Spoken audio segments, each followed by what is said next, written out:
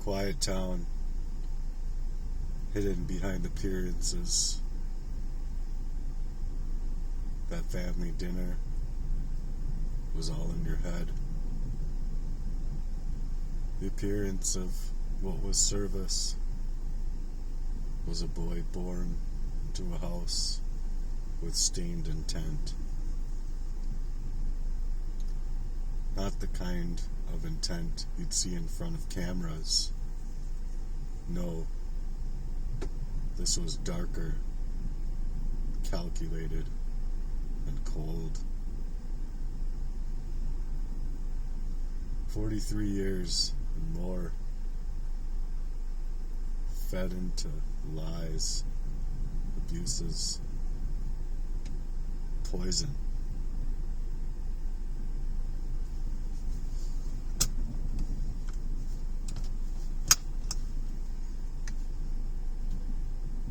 He didn't know at first.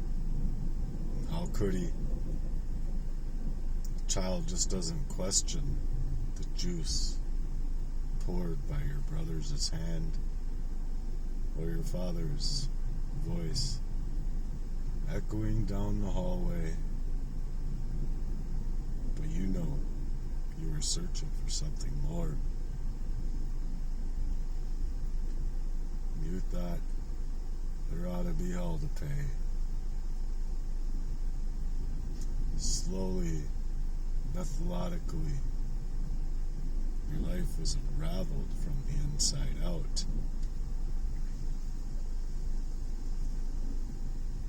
They stole my health. They stole that memory. All of your time being wasted off. Everything that you've tried to do tainted inside of a love weaponized with betrayal, calculated, controlled by proxy. Every opportunity sabotaged. They didn't want him dead right away. No, they wanted him reduced into all of the rebuttal that was made easy for the calculated, cold crime. It was a poison of deceit, wandering around every corner. What had happened to me? What had happened? Would it just be easier if I were to just drink myself into a stupor, he'd think, where everything real began cold and calculated. Every doctor would turn to look the other way. Every officer that not only didn't believe you, but didn't ever even care to look inside of the tainted water, the tainted poisons of a darkened mind. Those toxins peaked. He took it to his drums. He tried to take it to the streets. But them toxins peaked. Alright.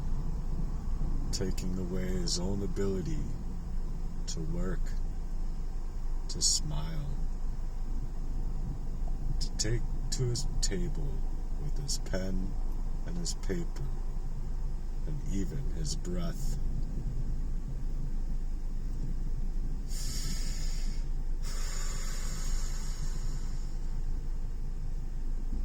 And still he lived on.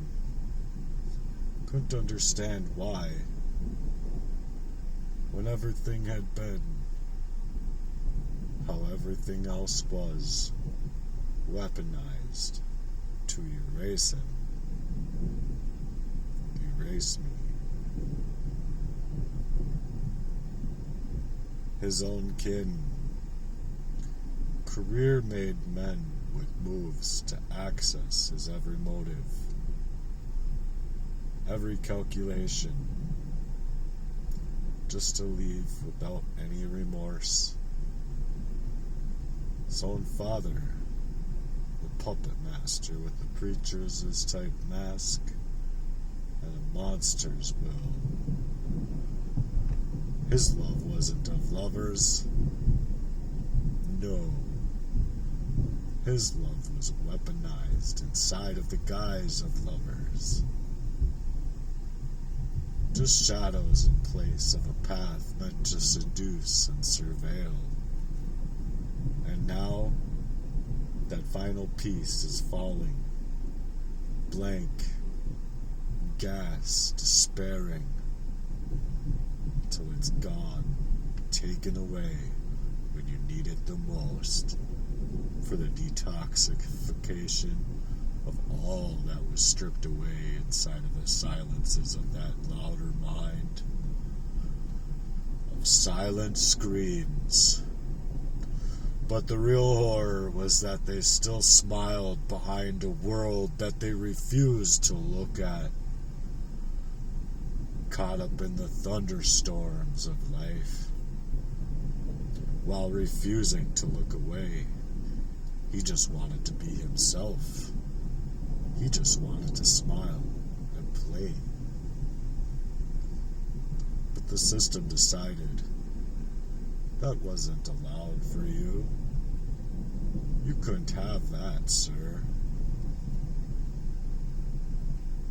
And it all seemed stranger than fiction. It was a cold and calculated murder made invisible to the human eyes around him. This wasn't mental illness. This was a cold and calculated attempt to sabotage a man's life from the inside out.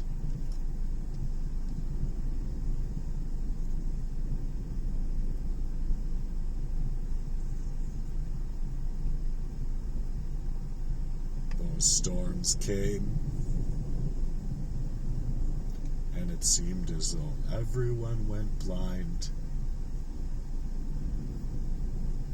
That silent kill only came darker and deeper to a spiritual war zone, leaving little small breadcrumbs all over the place of betrayal, masked with the idea of love, but never standing firm, only leaving you in that thunderstorm of the survivor's type, dancing on the shadows of demand, pleading to be heard, pleading to be seen. Please, he'd say, please help me discover what this was happening to me.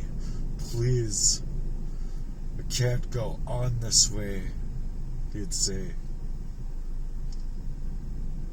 And that's the part where the resurrection of truth began to silently scream a low hum that began to rise, like something walking from the beneath and the behind and the dark, hidden veil in disguise. They thought they had buried him, for sure. You could see it written all over his face if you really cared to look at what was standing in his place. This was a curse. Not a demon,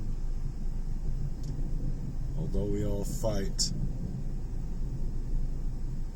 Or do we fight to save ourselves, our souls, for the original light that was given over onto us?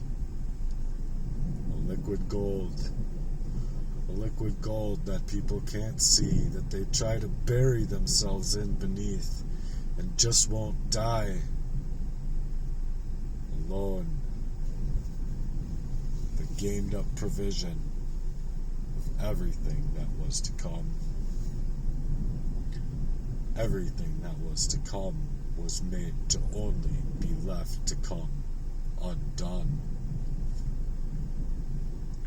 Each dose of betrayal that twisted in like the knives, bloodlines and bedfellow alike. The flows from the victim, the witness, crime unlocking, chains rattling slowly, death rattles to the core. Called him paranoid, called him the broken youth, called him for everything, but in truth,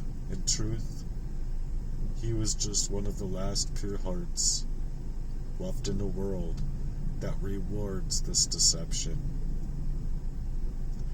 That tension only rose, trying to break through all of the static, all of that noise. He walked through hospitals, from place to place to stay away from those that refused him, courtrooms that ignored him, turned away and turned from their pulpits, and in their shadows remained cages and cages and more cages. And still, he went alone, even though he was being watched, monitored, and surveilled, as you will. He closed his hands tightly in his mind, and he prayed, and he prayed, and he prayed, and he prayed. Not for revenge, but for the revelation, where the sudden light could coral all around the hums of all of that was swelling behind that voice. You see, the real horror was never meant to live inside of what he had built. They were building it up for him instead. It was how the world responded, with silences, with more excuses. The humdrum of comments saying, "It must be him. Why are you so crazy? Why would you think that someone so close could ever do that to you?" Well, when them withdrawing steps went stepping away, you couldn't even hear the clogs clogging on the bottom of the ground, clogging away in that withdrawn way. What about love? What about love, you'd say? Well, what about the love that you were after, that you had wanted? Well, that love wasn't here to stay. That love was gone, away.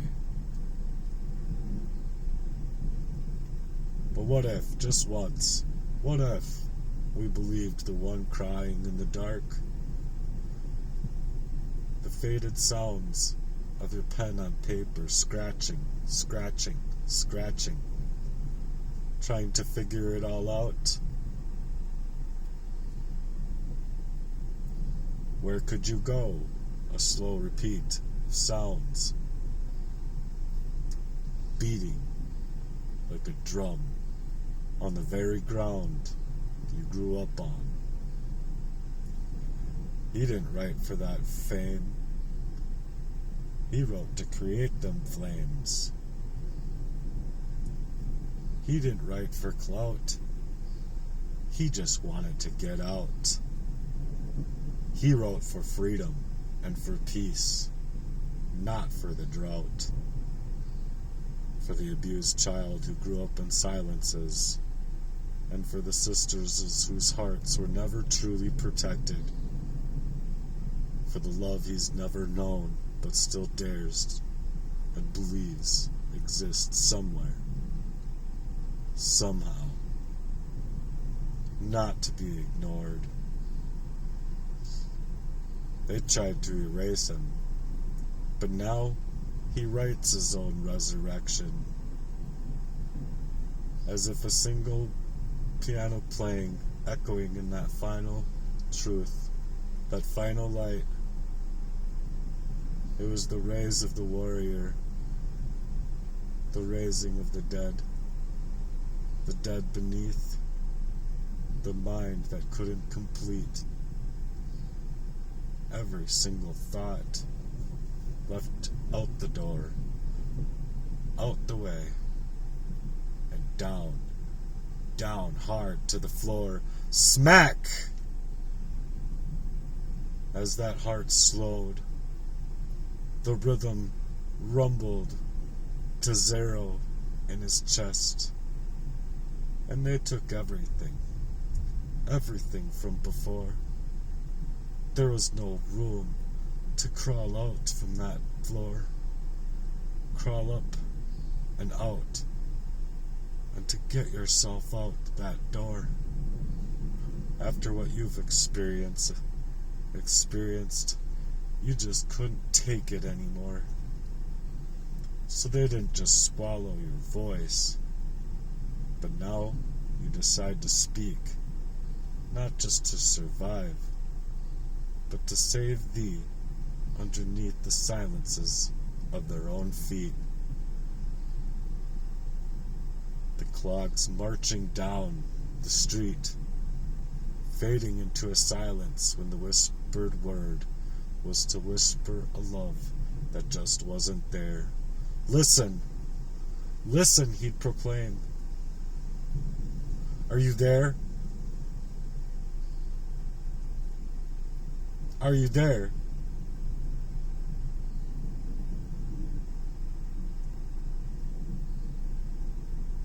Are you there? There is no one there. Just shadows of silences, leaving you to die, leaving you in all of that turmoil. You'd cry and cry and cry and cry. You'd try so hard. You'd be left with only whispers of your own ability to breathe.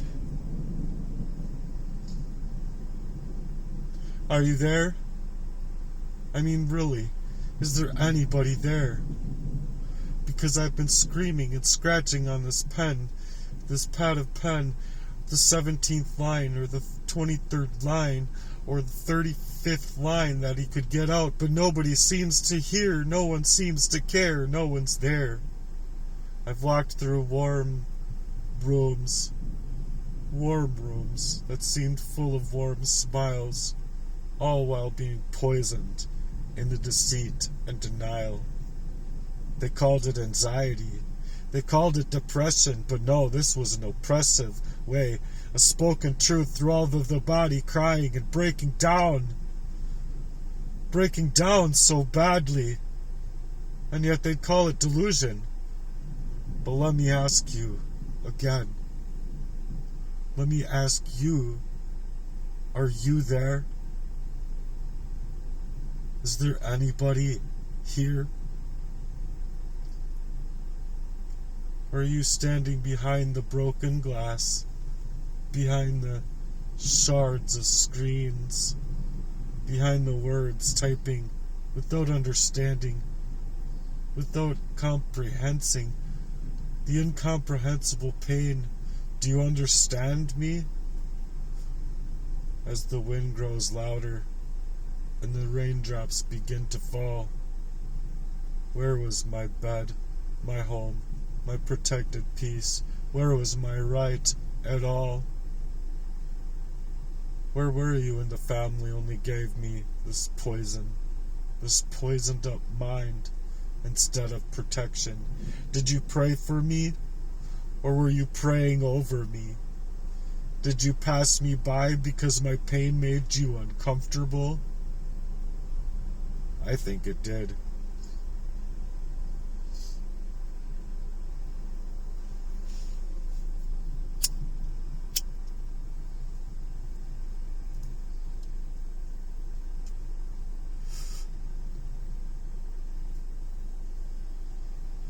The candle burns, and it burns until all the wax gets burned down to the bottom.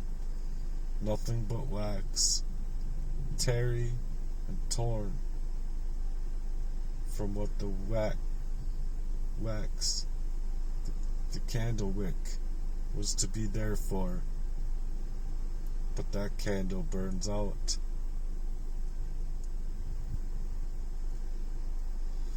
I'm not your case study. and I'm not your mental health. Just to be experimented on in your tragedy. I am a voice. I am a child of God, and I still hear the Lord's echoing inside of my belly, whispered yet firm. So do you ask again? Do you dare ask again? I don't know if I dare. Are you there? Are you still here? Because I'm still standing, believing in a hope that someone somewhere will hear the heartbeat beneath the horror, beneath the heinous crime that was taken of my mind. And finally one answers back. Yes, I'm here. Who's that? Who's that? I don't see anybody. I don't see a familiar face. No. That was God. That was God.